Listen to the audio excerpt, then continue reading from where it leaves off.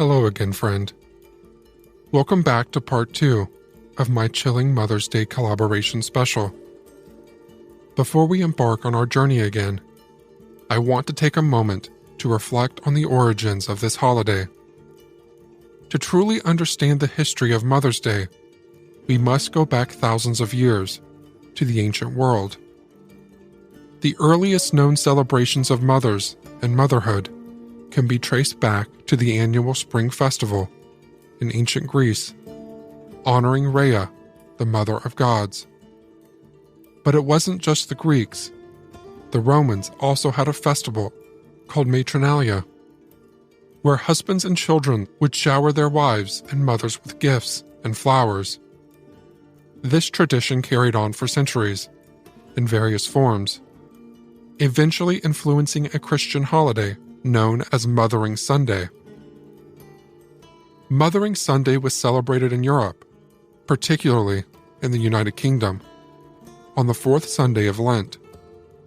This was a time when people would return to their mother church, the church where they were baptized and grew up attending. Families would reunite, and children would often bring gifts, such as flowers or small tokens, for their mothers. But what about modern Mother's Day? For that, we must turn to the early 20th century and the efforts of a woman named Anna Jarvis. Anna Jarvis was the daughter of Anne Reeves Jarvis, a social activist and community organizer who worked hard to improve the lives of women and families. After her mother's death in 1905, Anna sought to create a day that would honor the sacrifices mothers made for their children. In 1908, Anna held the first Mother's Day celebration at a Methodist church in Grafton, West Virginia. By 1912, she had successfully established the Mother's Day International Association and began campaigning to have Mother's Day recognized as an official holiday.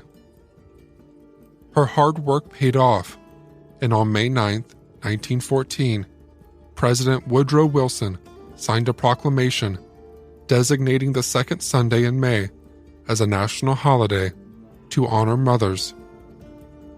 Mother's Day had officially become a part of American culture. Anna Jarvis envisioned Mother's Day as a time for families to come together and spend quality time with their mothers, writing heartfelt letters and expressing their love and gratitude.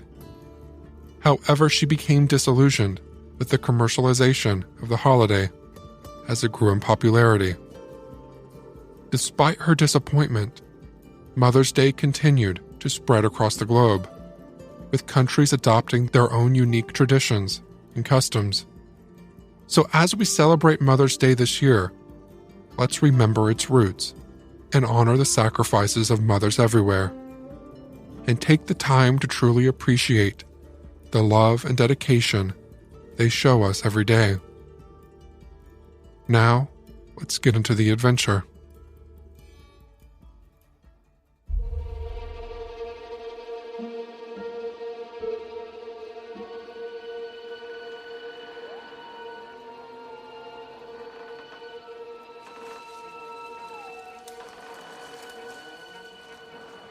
We wake up the next morning in the once grand mansion, now overgrown with ivy and shrouded in darkness. The broken windows and cracked walls whisper tales of long-forgotten family secrets. It's here that we meet Esther, who tells a shocking story from her podcast, Once Upon a Crime.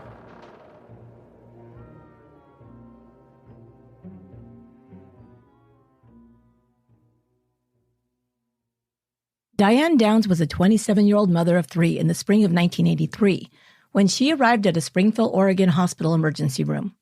She screamed for help, saying a man had attempted to carjack her on a rural country road, and when she refused to give him her car, he shot her 3 children sleeping in the back seat. The horror of such a random act of violence against innocent children shocked the community and the police. But once suspicions were raised that their mother was the shooter, the question became why. What would cause a mother to murder her children? The answer was as cold-blooded as it was shocking.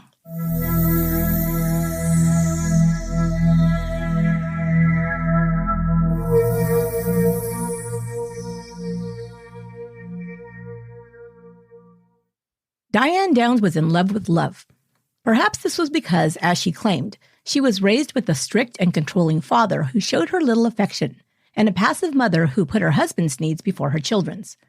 Diane, born in 1955, was the first of 5 children born to Wesley and Willadine Fredrickson. Diane and her siblings were raised in a conservative Baptist home. Her father worked for the U.S. Postal Service, and the family moved often as he was transferred to other positions.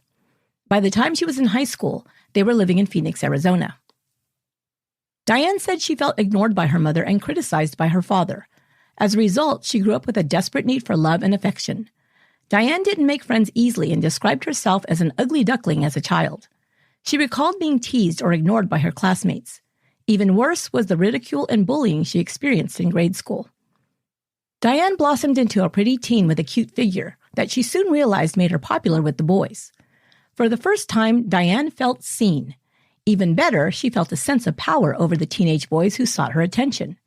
She gained a reputation at Moon Valley High as a flirt, but it was Steve Downs who won her heart. He was wild and rebellious, and Diane was instantly attracted to him.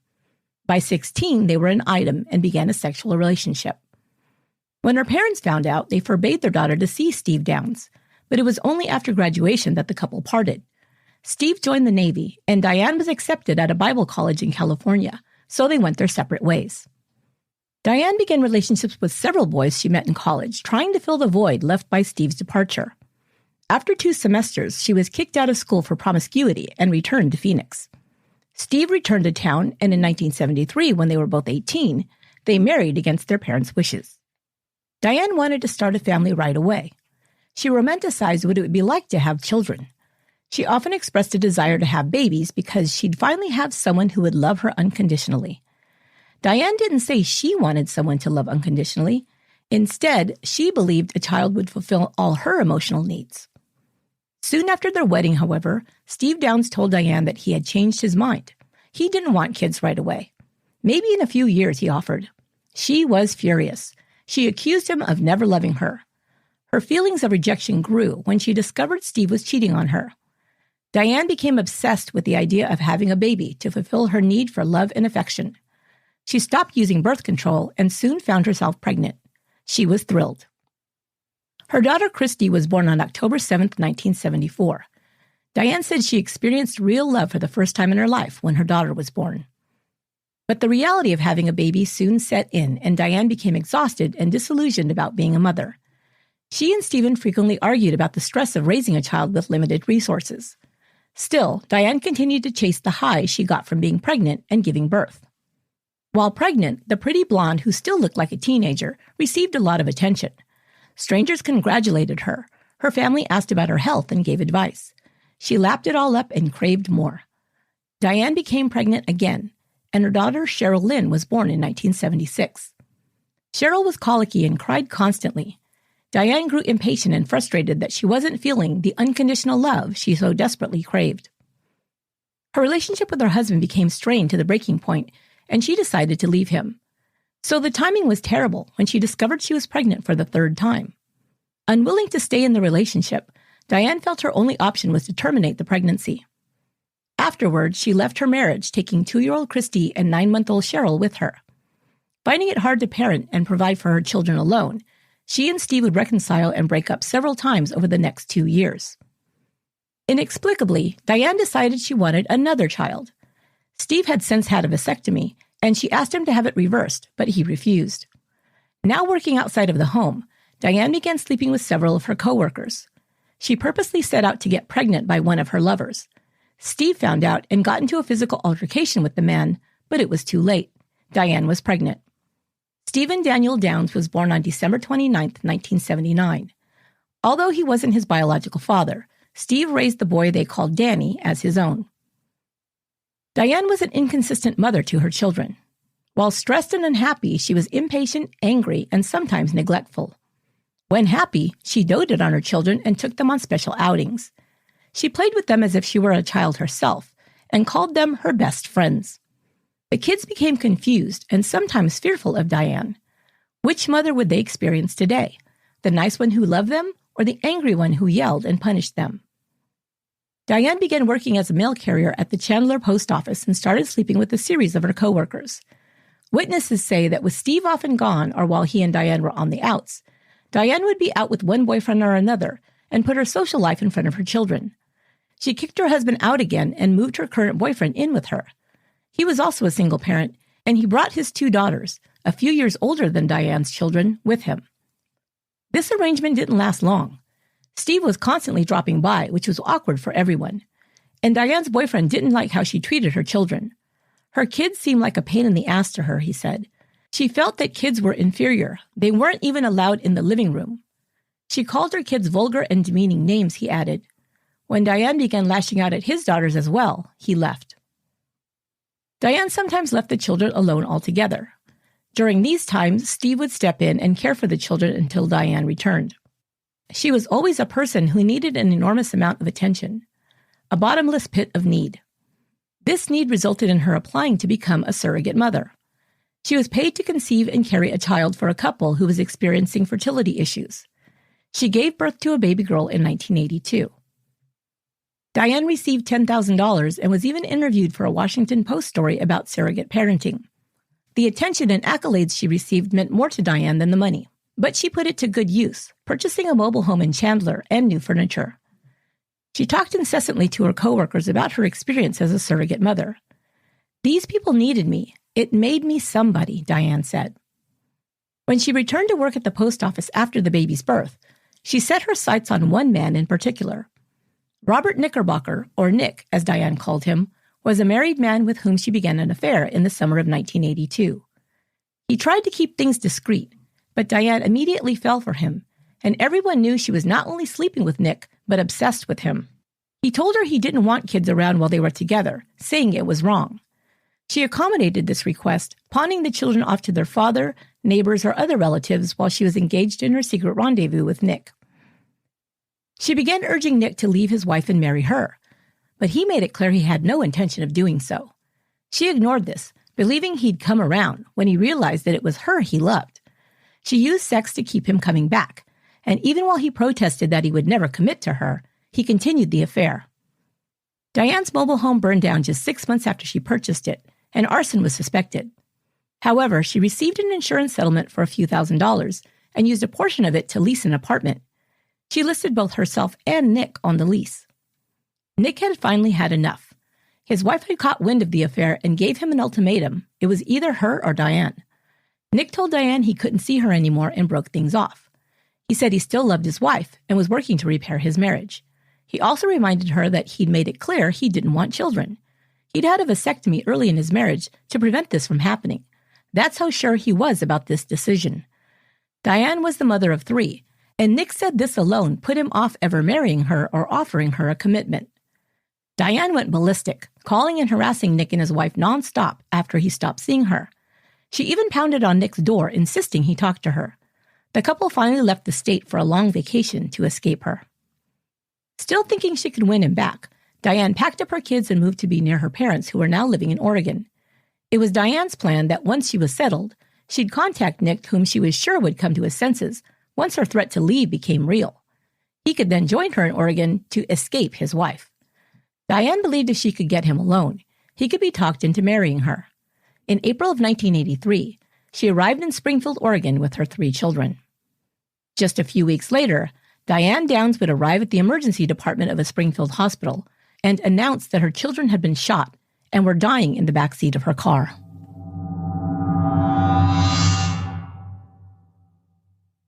Diane Downs called Robert Knickerbocker, the man she was obsessed with, once she arrived in Springfield, Oregon. She thought he'd miss her and want her back, but Nick told Diane it was over. He wasn't ever moving to Oregon to be with her, period. Not one to give up easily, Diane made one last effort to convince him. A week later, she returned to Arizona and surprised him at work. She made an excuse about needing to return a gold chain he'd given her. She launched into a speech about her love for him and all the plans she'd made for them to be together.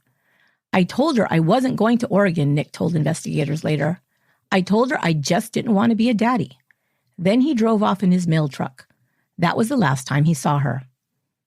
A few days later, on the evening of May 19, 1983, a small red sports car screeched to a halt at an emergency room entrance of the Mackenzie-Willamette Hospital in Springfield. Nurses came running and saw a young blonde woman standing outside of her car. "Someone just shot my kids," she told them. When they peered into the car, they saw two small bodies slumped in the back seat. As they rushed them to the trauma center, the woman called out, "Get Cheryl, she's on the floor, she hasn't moved at all." A nurse peered in and saw another small body, but this one was on the floor in the front seat, on the passenger side. The last child found was the most critically wounded. 2 bullet holes were found in 7-year-old Christy's back. Emergency room doctors worked frantically to clear her air passages and found blood clots blocking her throat. Her blood was already clotting, suggesting that her wounds had occurred some time ago. She was connected to a heart monitor, but a heartbeat could not be detected. The child was pronounced dead on arrival. The other 2 children were alive, but just barely. 8-year-old Christy had suffered 2 bullet wounds to the left side of her chest. One had exited her back, and one was still in her body. She registered no blood pressure, was quickly losing blood, and was on the verge of death. Her heart stopped as doctors worked to clear a blood clot from her lungs. They quickly shocked her heart and inserted a line to infuse more blood. Miraculously, her heart started to beat again, and she was rushed into surgery. The little blonde boy, Danny, was just a baby, just 3 years old. He was the only one of the children who was conscious when they arrived. He continued to cry softly as the doctors worked over him. They found a bullet hole a fraction of an inch from his spinal column. The bullet had been fired at close range. Their mother also had a wound. The nurse noticed a brightly colored beach towel wrapped around her arm from her elbow to her wrist. A bullet wound on the outside of her arm was almost halfway between the elbow and wrist. It was not life-threatening. It was cleaned, disinfected, and wrapped in a bandage.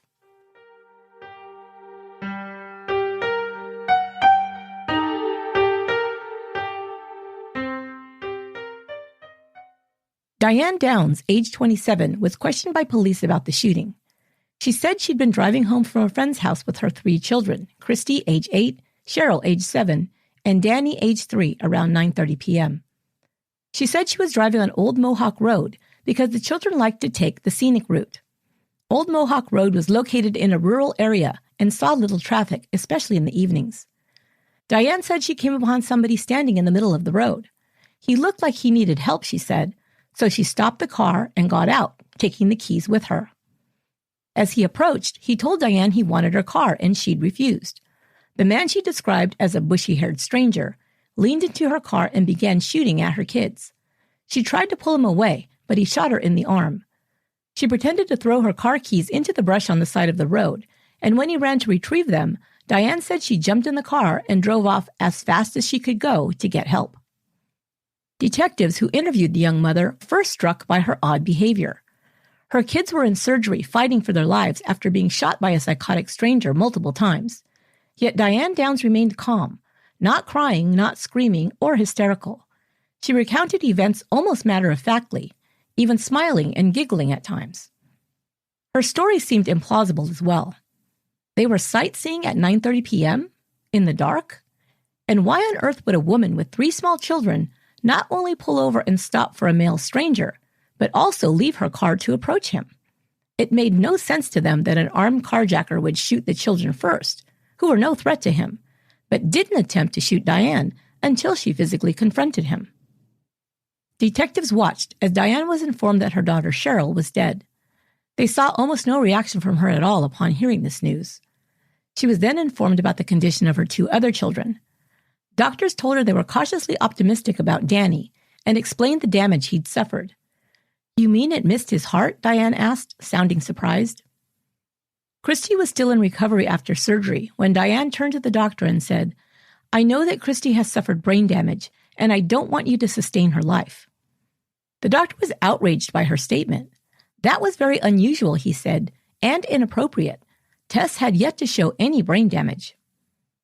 Christy would recover, but would have long-term issues with her ability to speak. She could not speak for several weeks due to her injuries, and doctors suspected the trauma she'd suffered from the violent crime exacerbated this condition. 3-year-old Danny survived his injuries, but was left paralyzed from the chest down and confined to a wheelchair the rest of his life. Investigators quickly determined that the forensic evidence did not match what Diane told them about the shooting. No other sightings of a bushy-haired stranger were found, even after an extensive search, nor were any footprints, tire tracks, or other evidence that suggested the presence of a second adult at the crime scene. More importantly, no blood spatter was found on the driver's side of the door, nor any gunpowder residue, which should have been detected if the stranger had shot the kids as Diane had described. The evidence all pointed to Diane Downs as the person who shot the children. They discovered that she'd lied when questioned about owning a gun, specifically a .22 caliber handgun, the type of weapon used in the shooting. Both her ex-husband Steve and her lover Nick told police that Diane did own a handgun. Nick told investigators he saw the .22 in the trunk of her car in the night before she left for Oregon. Investigators had found .22 caliber shell casings lying in blood in the back seat of her car. The gun was never found. However, investigators were able to match tool marks on the casings found at the crime scene with cartridges found in the Arizona home where Diane had lived. The matching tool marks proved to investigators that the bullets found in Arizona had been in the same weapon used to shoot the children. After an extensive investigation, Diane Downs was finally put on trial on May 10, 1984. She had been out on bail until February of 1984 when she was formally charged with 1 count of murder, 2 counts of attempted murder, and 2 counts of assault in the first degree and booked into jail. While free, Diane met another man, had a fling, and became pregnant. She was far along in her pregnancy when she would finally appear before a jury. Prosecutors were worried that jurors would have difficulty convicting a pregnant woman on the verge of giving birth. But the prosecutor's star witness sealed Diane's fate. Almost exactly 1 year after she was shot, Christy Downs, now 9 years old, took the stand to testify against her mother. Christy looked very small and frail for her age and still had trouble speaking. She cried upon seeing her mother for the first time in 7 months. Between tears, Christy told the packed but silent courtroom her recollections from the night of May 19, 1983, when her mother had stopped the car on a dark country road. She described how Diane exited the vehicle, walked to the back, and opened the trunk. There was no one else around. She watched as her mother returned, pointed a gun at Cheryl, who was in the passenger seat, and shot her. She then described as her mother had reached over the back seat and continued firing, hitting Danny. Next, the prosecutor, Dan Hughey, asked Christy to describe what happened to her.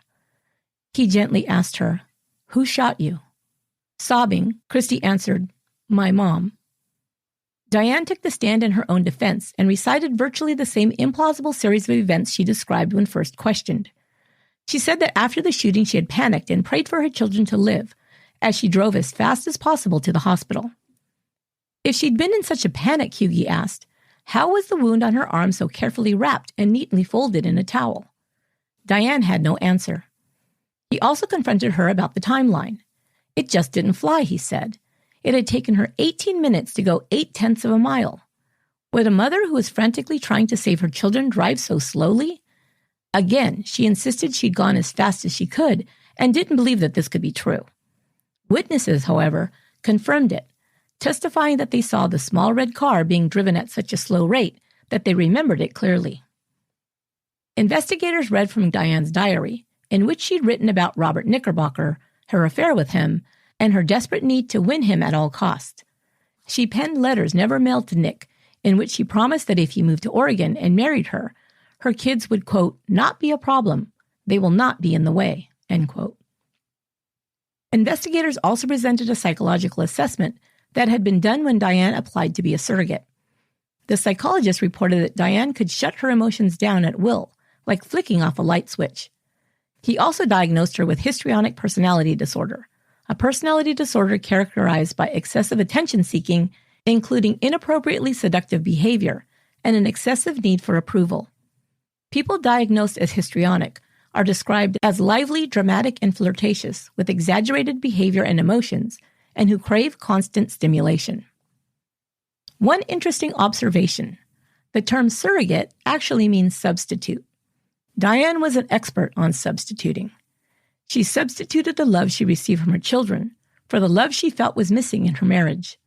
She substituted the easy attention she received from men for the attention she thought she'd missed out on as a child.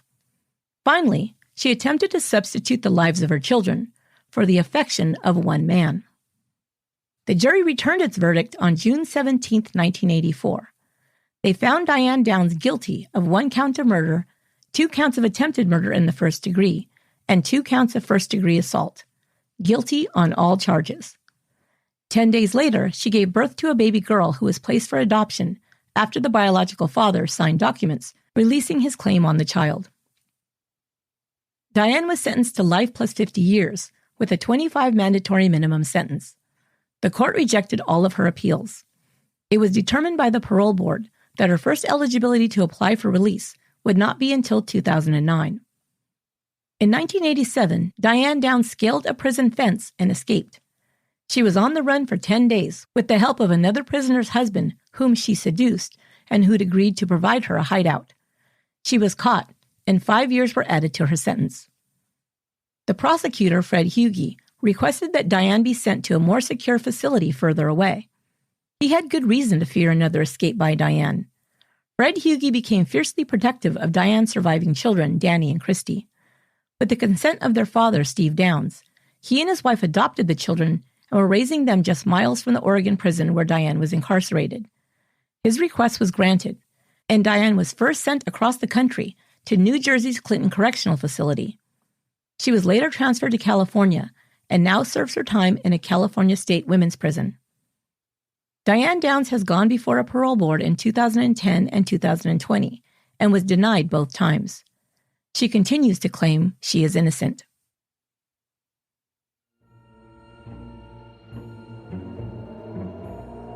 We exit the decaying mansion and make our way through a labyrinth of twisted hedges, where deceit and treachery lurk around every corner. At the heart of the maze, we meet Caitlin and Cassie, who share a hair-raising story from their podcast, P&W, Haunts and Homicides.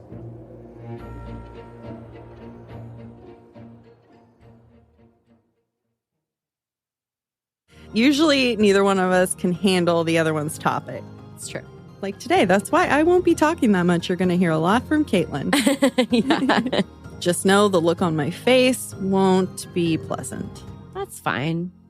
Many of us, if we choose to or are able to celebrate Mother's Day, we do that by sending our mom a card or maybe some flowers, if we're not close enough to actually visit.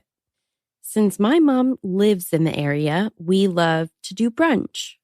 It's a nice, relaxing way to do something everyone can enjoy for the occasion.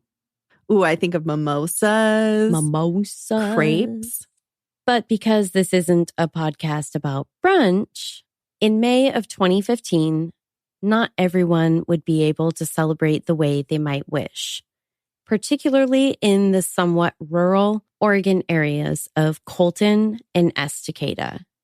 Joshua Lee Webb was 36 years old at the time, living in a pole barn on his parents' property where the Webb family home was, doing odd jobs in the small community of Colton. His parents, Tina Marie and David Webb, were aware of only some of his struggles. He had problems with his vision, and though he was considered kind of a weirdo around town. I'm a weirdo. Not this kind of weirdo. He was generally thought to be nonviolent. However, concerning his mental health issues that they were perhaps unaware of, at least in part, they would not remain hidden forever. Later, a number of bizarre accounts about his state of mind and behavior would come to light. Like that he thought his girlfriend was trying to inject him with something in an effort to kill him. Then there was the truly bizarre claim that Fox TV was trying to own him. What? I'm not exactly sure what that means. He also believed that something in the family home wasn't quite right. Him? He was said to believe that there was a recording device present, something like a black box in the garage, just capturing all of the day-to-day goings-on.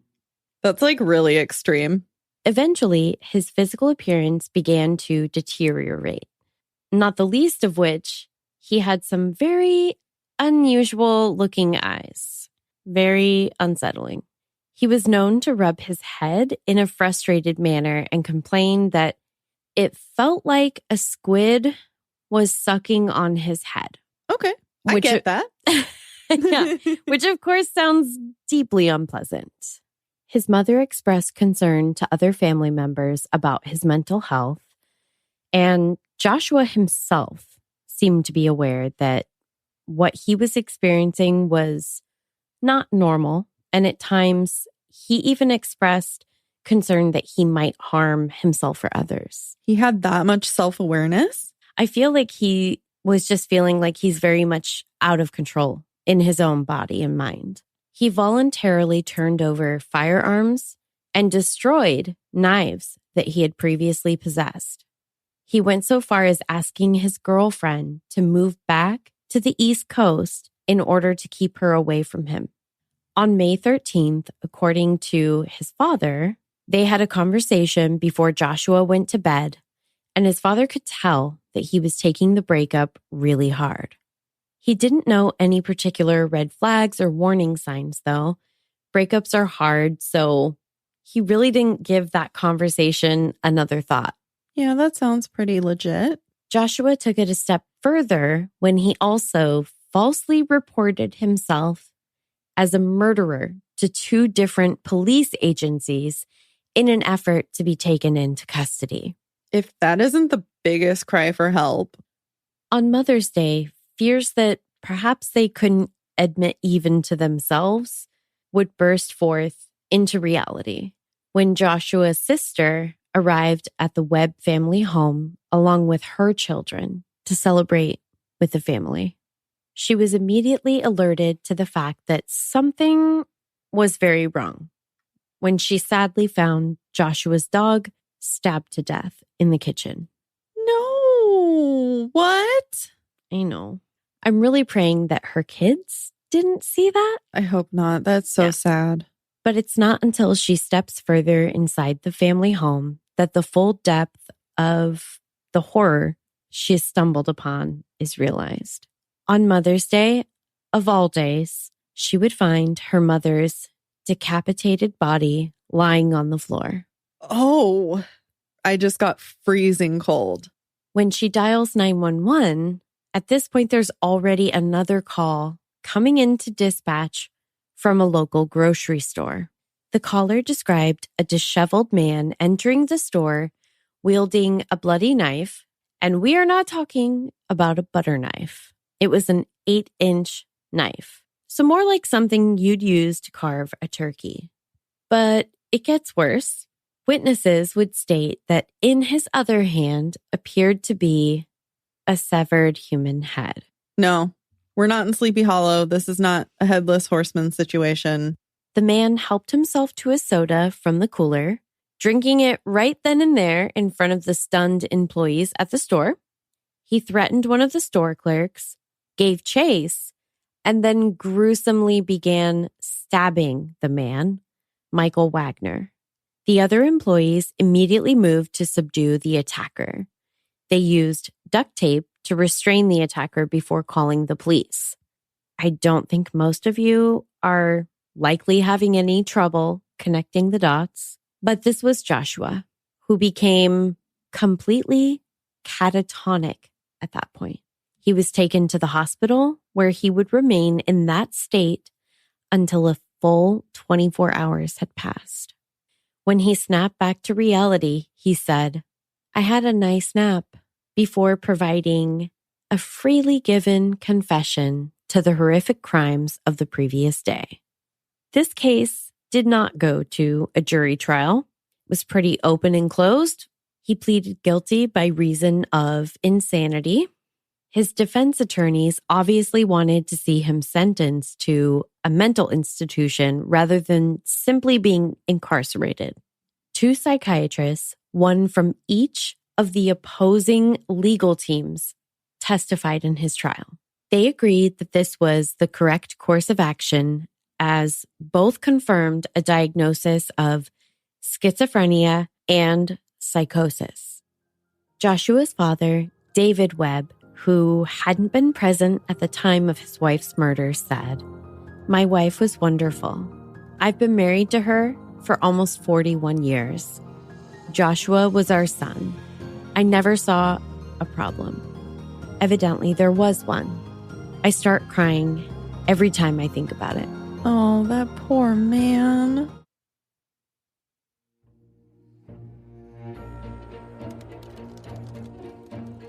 As we emerge from the dark labyrinth, we find ourselves in a decrepit greenhouse, where the wilted plants and shattered glass hint at a once thriving sanctuary of life. It's here that we meet Robin, who recounts a chilling tale from their podcast, The Trail Went Cold.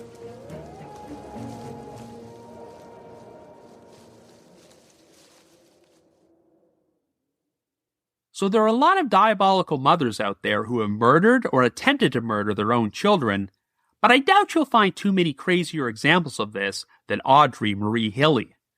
I first learned about this story in 1991 when Unsolved Mysteries put together a special episode titled Diabolical Minds, which attempted to perform an in-depth exploration into the mind of a psychopath. And even though the saga of Audrey Marie Hilley was technically not an unsolved mystery per se, I can see why they decided to put together a lengthy segment about her story since, well, it's batshit insane.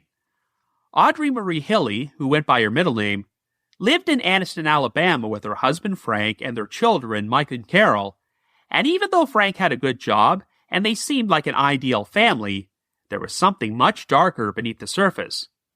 Marie frequently cheated on her husband and spent money excessively, so she eventually decided to utilize a popular practice for psychopaths who experience financial problems: take out an insurance policy on a loved one and kill them.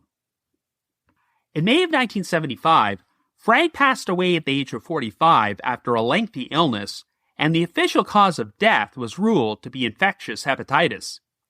At the time, no one had any inkling that foul play had occurred, but it turned out that Marie had taken out a $31,000 insurance policy on her husband right before his illness started.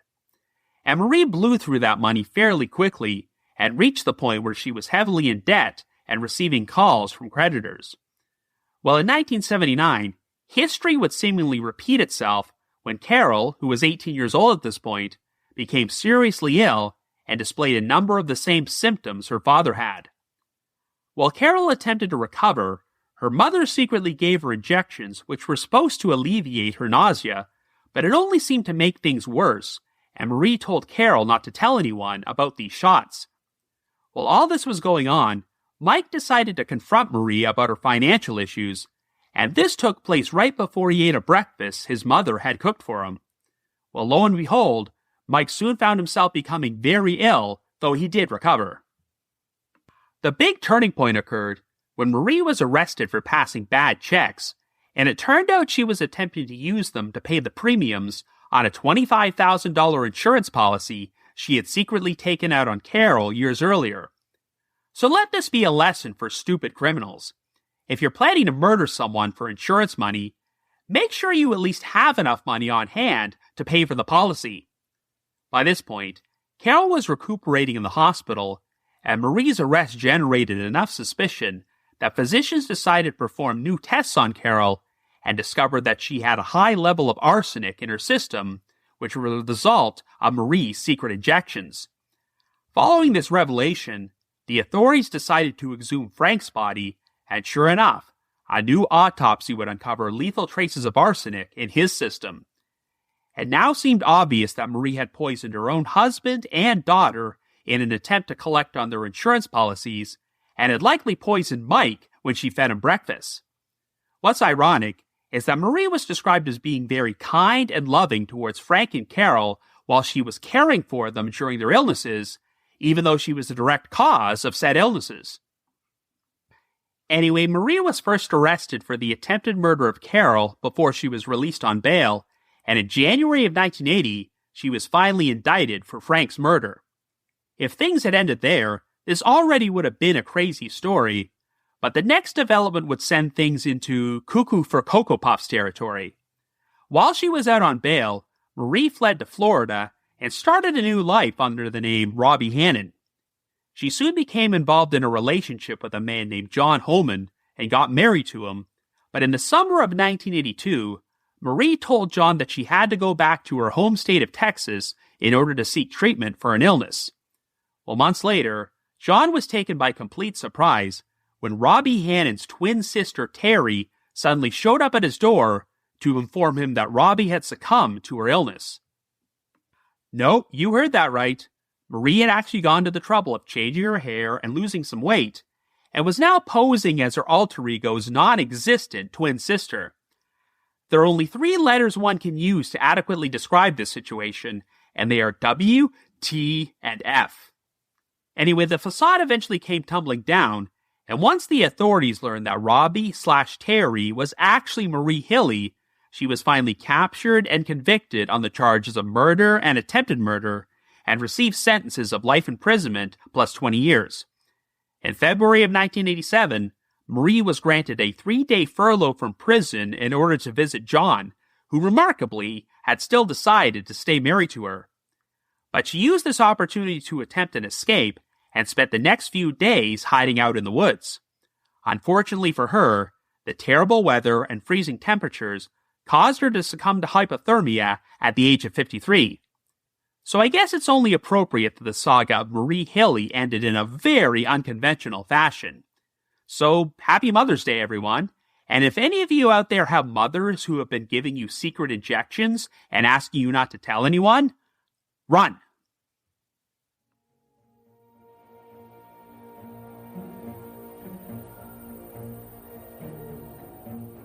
We leave the haunted greenhouse and enter a long-forgotten cemetery where the graves of mothers and children lie side by side, their stories etched into the crumbling headstones.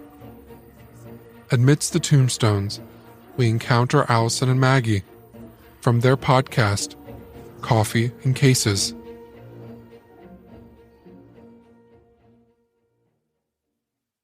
The Christmas tree lights were gleaming, and they were illuminating the wrapped gifts sitting in the corner of the room in 23-year-old Stanley Anita Moore's home at 2249 Lafayette Street in Denver, Colorado, during the early morning hours of Monday, December 13th, 1971. I'm also going to picture Rudolph the Red-Nosed Reindeer playing in the background. Yeah, all the Christmas movies coming on television. It's a Wonderful Life may be playing. Yes. Now, that is probably, you're thinking, an odd name for a girl. Yes, she was personable and outgoing, but Stanley Anita was known as Stanita by her friends and family. So they just kind of merged the two names. It. Yes, she had gotten the unique name because of her dad, Stanley Moore. So he and Stanita's mother had already had 3 children, all girls. And now, in his wife's 4th pregnancy, he was desperate for a little boy. So when their 4th child was another girl, he decided to pass along his name to her anyway, calling her Stanley, after himself, Anita. I kind of like it, though. Mm-hmm. And her parents did go on to have boys, so he was a little premature in passing along the name. But yeah, it's very unique. And Stanita was fierce in a way that all of the best people are. Her younger brother, Stephen, recalled that Stanita was always his protector, and that if Stanita was near, no bully ever bothered him. I love that. Yeah, she would stand up to wrong no matter what form it came in. As an adult, Stanita was a hard worker in her role as a nurse aide at Presbyterian Hospital, but her greatest joy came in being a mother. Because again, she's a protector. Yeah, I was getting ready to say she's going to be a mama bear. Mm-hmm. She was an independent single mom to a little girl named Shandale. The night of Sunday, December 12th, 1971, into the early morning hours of Monday, December 13th, Stanita and her then 18-month-old daughter were at home, with Shandale already fast asleep, obviously, in her crib in another room. which I guess I shouldn't say obviously because she's 18 months old. So she could be waking up in the middle of the night, but she was asleep this night in the other room. And while we don't have many details concerning what happened that night, here is what we do know. And I will warn you, it is very little. And I'll explain to you why in just a moment. Someone entered Stanita's home that evening, though we don't know if that entrance into the home were forcible or if Stanita had let the person in.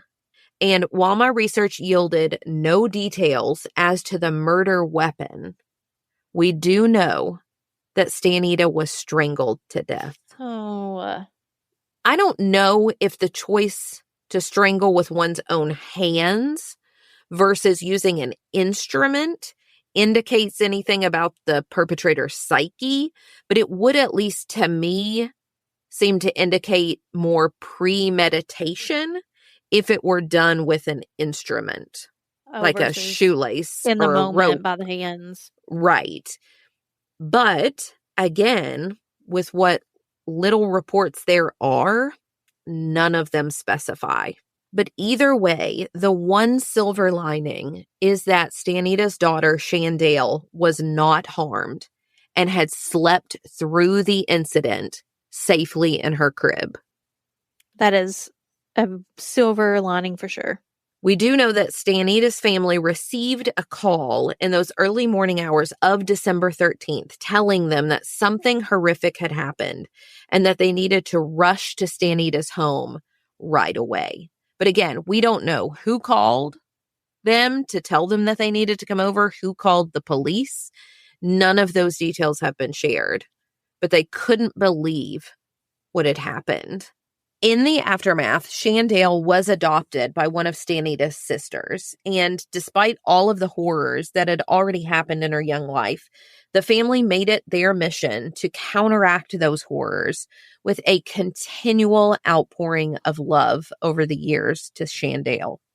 Now, as I just mentioned, there is a lot of information that is missing. Mm-hmm. Key questions still unanswered. Important details non-existent. This is partly due to the fact that the police files for the case no longer exist in their entirety. Well, how did that happen? So the family just recently discovered that, so much of the documentation has been missing, and they recently discovered that it has been missing for at least a decade. Wow. I don't understand. We've talked about that on our show before, being discarded or things disappearing. I don't understand how that happens. So here's how they explained it.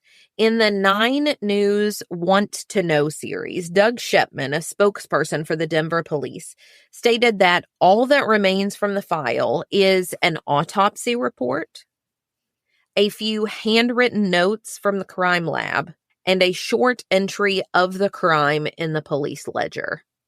That's all that still exists. But that should be enough to at least let us know, I would imagine, some indication of how the strangulation for sure was enacted. The rest of the police files' whereabouts, though, well, your guess is about as good as theirs. According to Kevin Vaughn's article for 9 News that was published on February 24th, 2023, Stanita's sister was told in a discussion with detectives that the files had been destroyed in a fire at the police station years prior.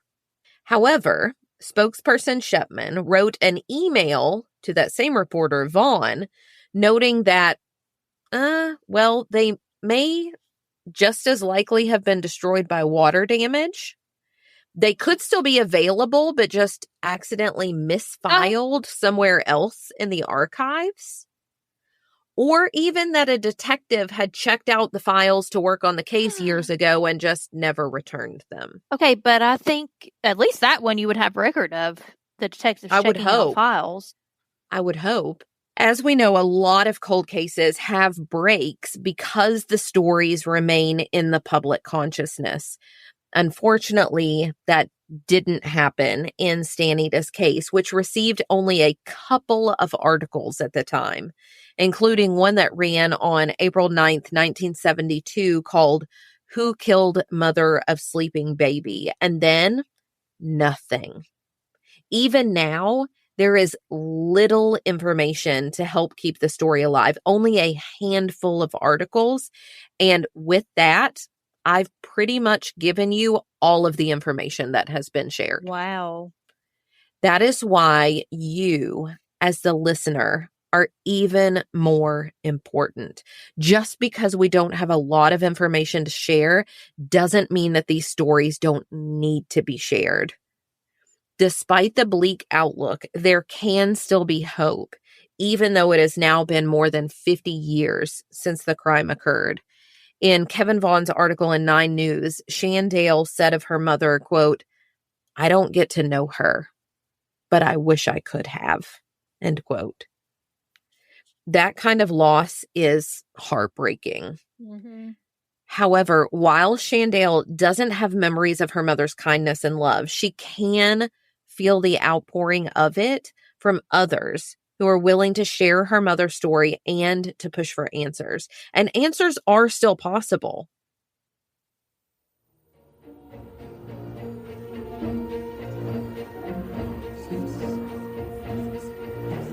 As we wander deeper into the graveyard, we come across Nina, who tells a tale from her podcast, Already Gone.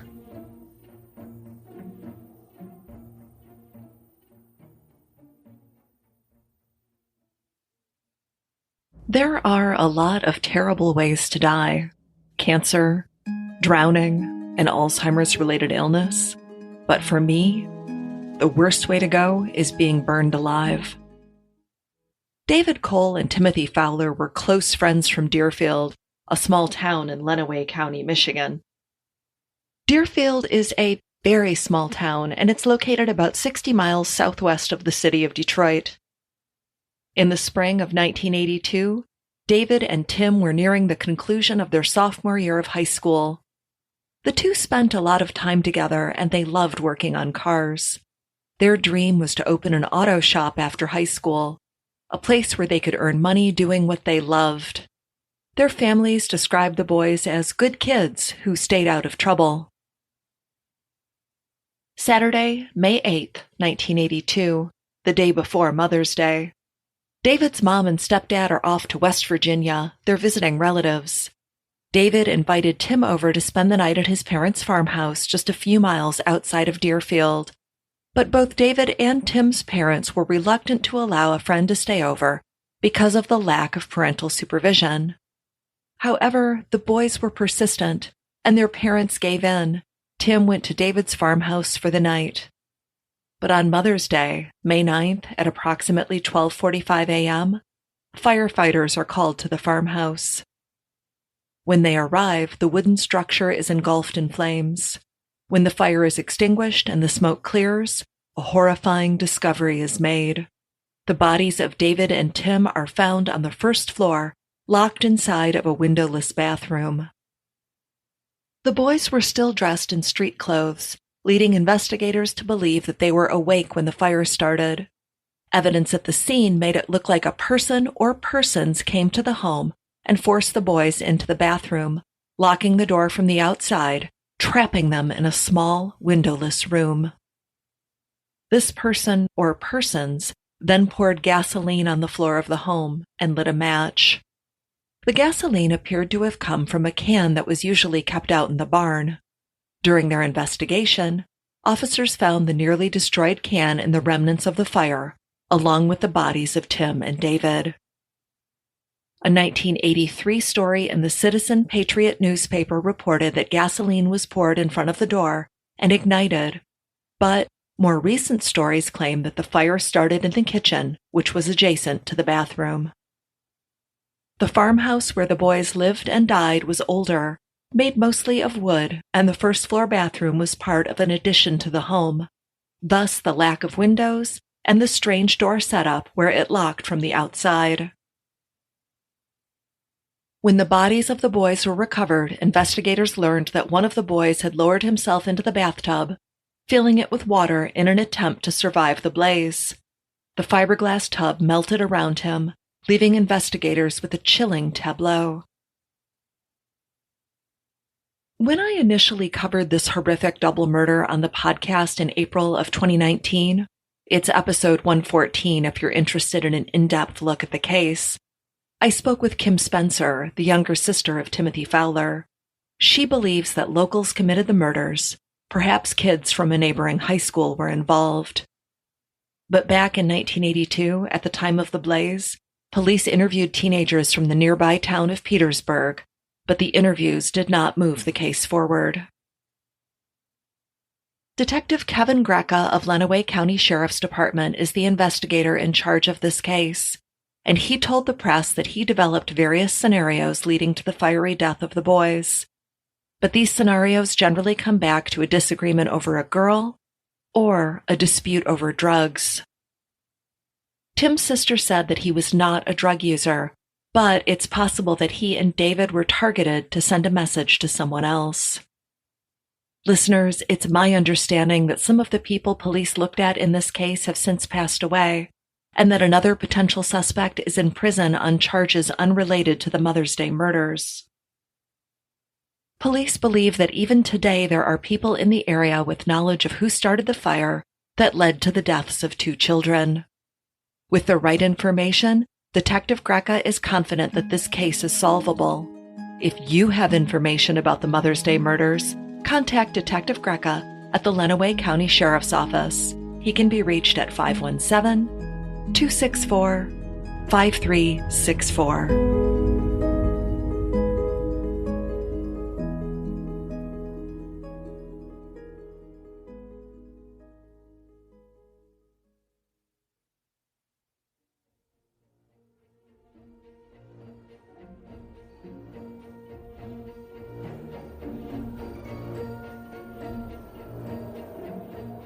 As we continue to explore the long-forgotten cemetery, we notice a secluded corner shrouded in creeping ivy and overgrown plants. Here, we encounter Alicia and Sierra, who share a chilling tale from their podcast, Twisted and Uncorked.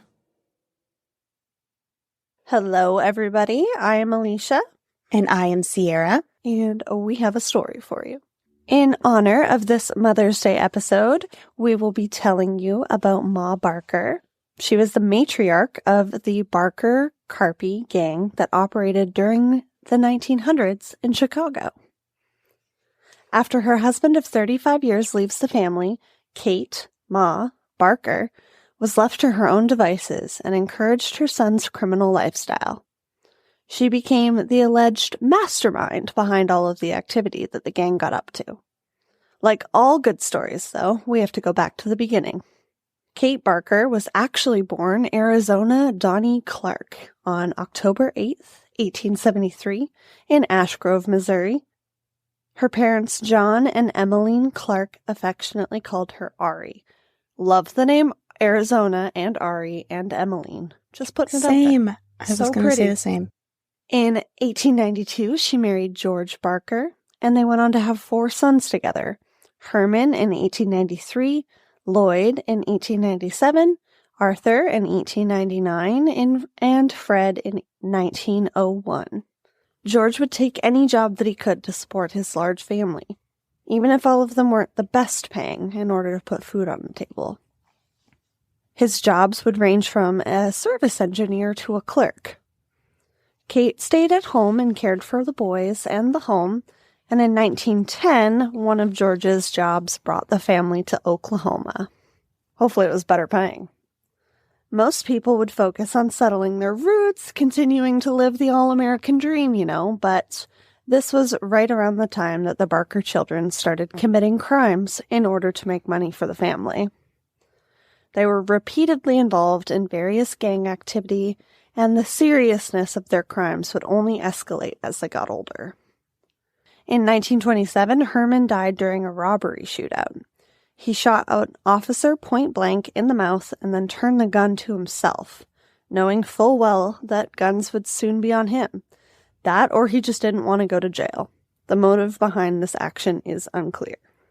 Goodness. But after the death of Herman, Mr. Barker was crushed, and he couldn't stand that his family was living this way, with his wife Kate knowing all about it. He left the family to avoid connection with the criminal lifestyle of his wife and children. From 1928 to 1931, the Barker boys were in prison, and with no one to do her bidding for her, Ma Barker lived a life of poverty, often turning to sex work for income. In 1931, when Fred Barker was released from prison, he founded the Barker Carpi gang with former prison inmate and friend Alvin Carpi. On December 9th, 1931, Fred and Alvin killed Sheriff Roy Kelly in Missouri during a robbery which forced Ma and the rest of the gang to flee Oklahoma. A manhunt ensued for Fred and Alvin, with Ma listed as an accomplice. When Arthur was released from prison in 1932, he quickly joined the gang. So no prison reform at all here from anyone, it seems. Right, just from crime to jail to crime. The group would be on the run, committing crimes throughout St. Paul, Minnesota, and Chicago, Illinois, over the next few years, looking over their shoulder constantly for police out for them. Tabloids began portraying Ma Barker as a ruthless killer that would plot their crimes out and protect the gang at all costs. From this point up until 1935, the gang was highly sought after by the FBI as well, for obvious reasons. On January 16, 1935, FBI swarmed Ma's house. A tip-off to police indicated that family was living in Ocklawaha, Florida. This resulted in a 4-hour shootout between the Barkers and police because they refused to surrender. Jesus.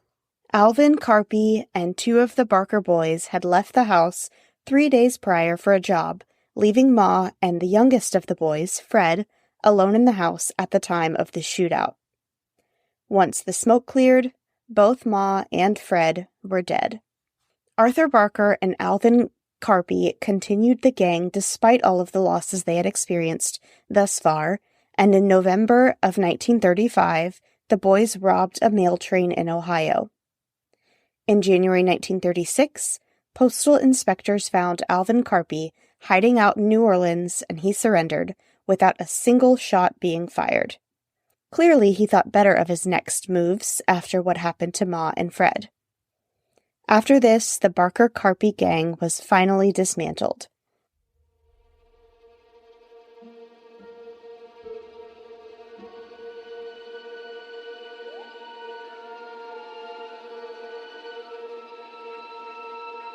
Finally, in the shadows of an ancient crypt, we meet Josh.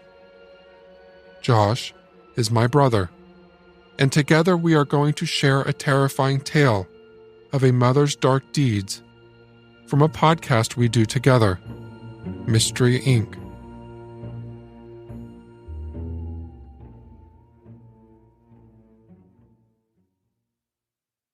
Well, Shane, we have a story about a mother who gave birth to a legend, yet treated her like a machine, programming her daughter to work herself into an early grave.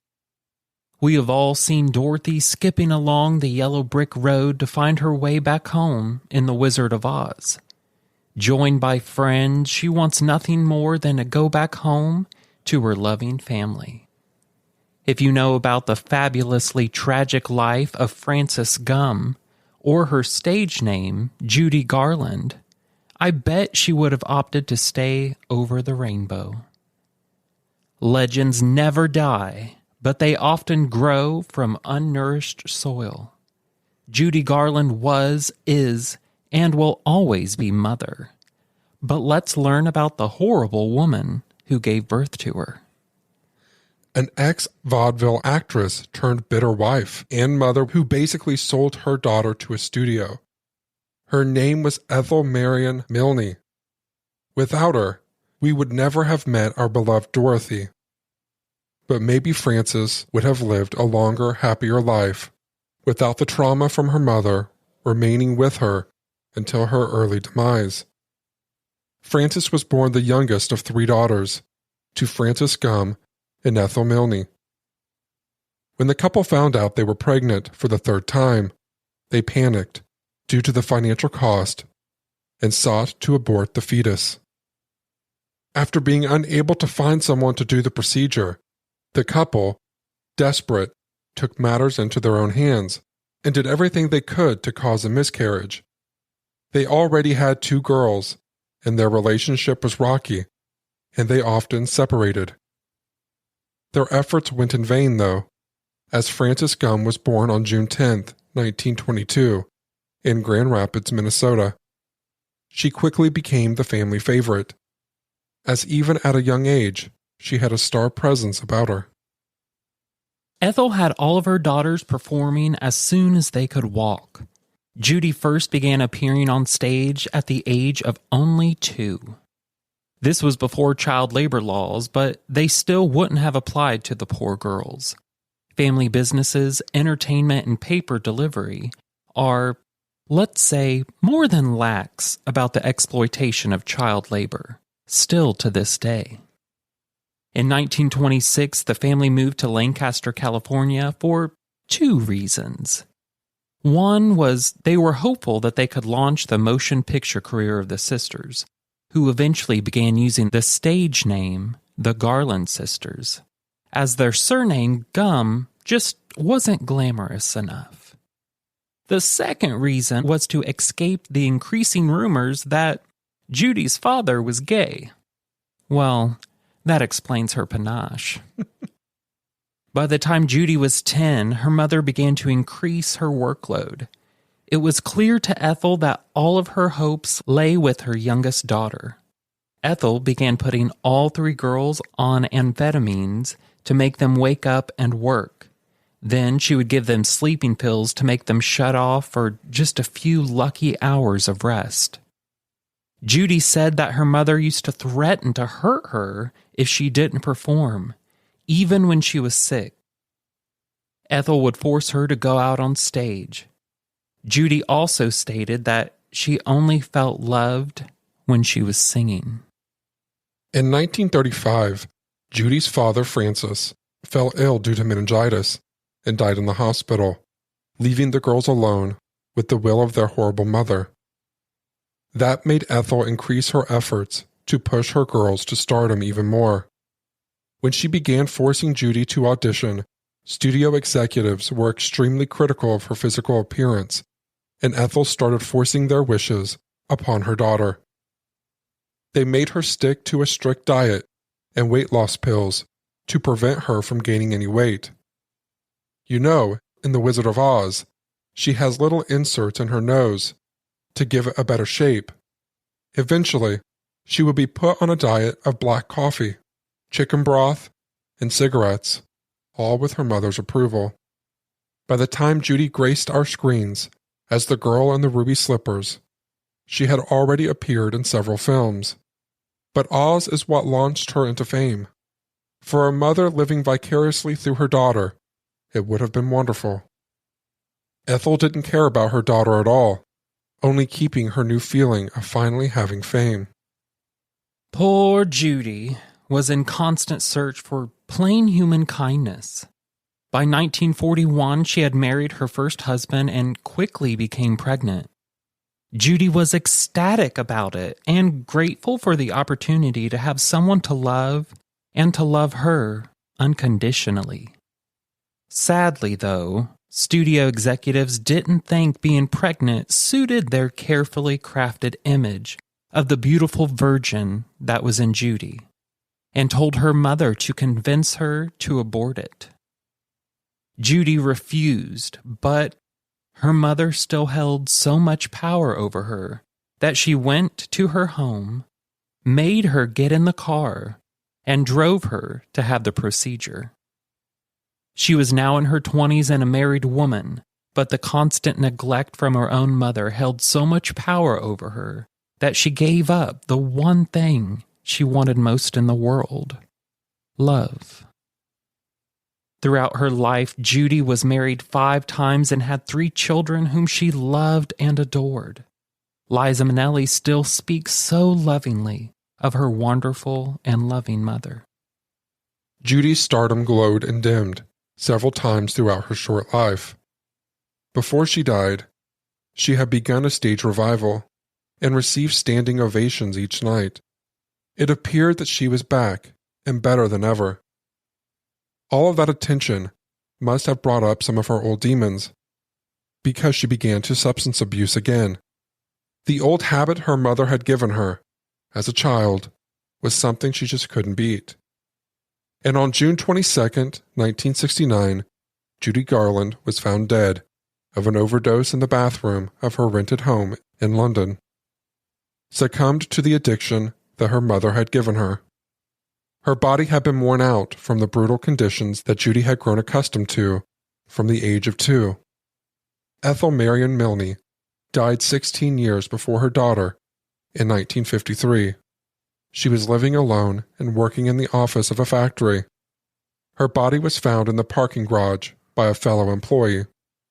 She had suffered from a heart attack on her way into the office and was found on her knees, leaning against a car. Ethel had let a studio basically have all ownership of her daughter, from appearance to when she could have a child. Given her the addiction that ultimately ended her life, forced her to abort a wanted fetus, abused her into performing, mentally and emotionally scarring her forever. And that's just all the stuff we know about. The story of Judy Garland is most definitely a sad one. I had known that the studio had owned her pretty much, but it never occurred to me to think about how her own mother treated her until now. As I watched The Wizard of Oz as a kid, Dorothy seemed like an adult to me and so happy. It goes to show you the phenomenal acting ability Judy possessed, making the whole world fall in love with her, all while being abused and unloved by her own mother. There's no business like show business.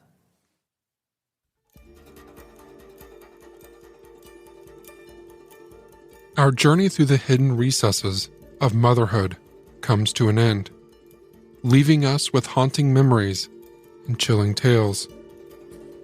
As we part ways, remember to cherish the love and sacrifices of the mothers in your life. But never forget that beneath the surface, darkness can lurk. Thank you for joining us on this spine-tingling adventure. And a special thanks to all of our talented podcaster friends for sharing their eerie stories. Remember, all the podcasts you heard are listed in the show notes in order of appearance. Go take a listen. Stay vigilant, dear listener, and we'll meet again in the shadows of our next macabre journey.